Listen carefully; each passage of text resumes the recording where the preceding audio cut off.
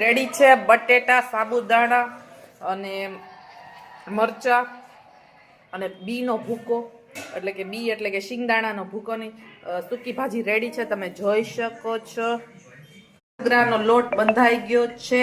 અત્યારના અમીષા છે એ પૂરી તળી વણી રહી છે. તમે જોઈ શકો છો. નાની નાની પૂરી કરીએ છીએ. ફરાળમાં પૂરી, બટેટાની સૂકી ભાજી, શક્કરિયા, તળેલા મરચા, ભૂંગળા, સાબુદાણાની રકાબી બધું છે. તમે જોઈ શકો છો. આટલો બધો લોટ બંધાઈ ગયો છે. હવે બેન આવીને તળશે. પૂરી બની ગઈ છે. તમે જોઈ શકો છો. રાજગરના લોટની બતાવું તો સેજ ફ્રેન્ડ્સ, એટલી પૂરી બની ગઈ છે. તમે જોઈ શકો છો. સરસ મજાની પૂરી. મહાશિવરાત્રી છે તો મહાશિવરાત્રી સ્પેશિયલ લંચમાં જોઈએ તો આ ગળિયા સક્કરિયા છે, બરાબર છે. ગળા સક્કરિયા છે. મમ્મી આવી રીતના કરે છે. ઘણા લોકો શીરો પણ કરે છે, પણ અમને લિક્વિડ ફોર્મમાં ભાવે છે એટલે આ મમ્મી આ ગળા સક્કરિયા કર્યા છે. ત્યારબાદ મરચા છે. પછી આ મિતાંશના બટેટા છે, એમનેમ બટેટા ખાય એટલા માટે. પછી આ સૂકી ભાજી બનાવી છે એટલી બધી. ત્યારબાદ આ તળેલા ભૂંગળા, પછી સાબુદાણાની રકાબી અને આ મિતાંશનું જમવાનું છે. મિતાંશની દાળ છે અને આ રોટલી છે. મિતાંશ છે ફરાર કરતો નથી એટલા માટે એની માટે અમારે રોટલી તો બનાવવી જ પડે. એટલે આ રોટલી અને દાળ, એનું જમવાનું દાળ રોટલી છે.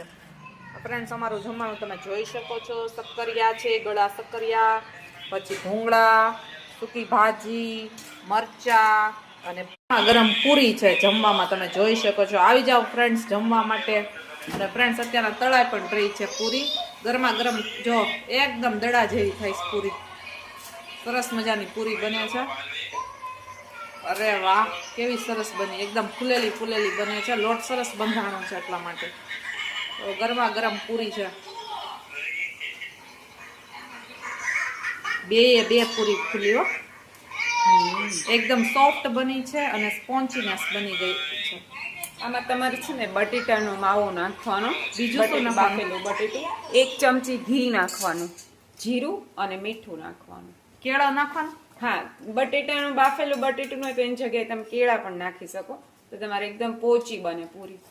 ફ્રેન્ડ્સ, અને છે ને ગરમ પાણીથી લોટ બાંધવાનો. ફ્રેન્ડ્સ, એનો હું વિડીયો લેતા ભૂલી ગઈ હતી એટલા માટે અત્યારે આપણે રેસીપી પૂછી લઈએ. આવી રીતના કરવાનું. હા, આવી રીતના કરવાનું છે. જો ફ્રેન્ડ્સ, ગરમા ગરમ પૂરી બની ગઈ છે. તરત જ લોટ બાંધીને માંડી દેવાની પૂરી. રેવા નહીં દેવાનું, રેસ્ટ. સેજ બ્રાઉન થાય. જો જમવાની થાળી રેડી છે. સરસ મજાની ફરાળી થાળી છે. મહાશિવરાત્રી સ્પેશિયલ સરસ મજાની થાળી.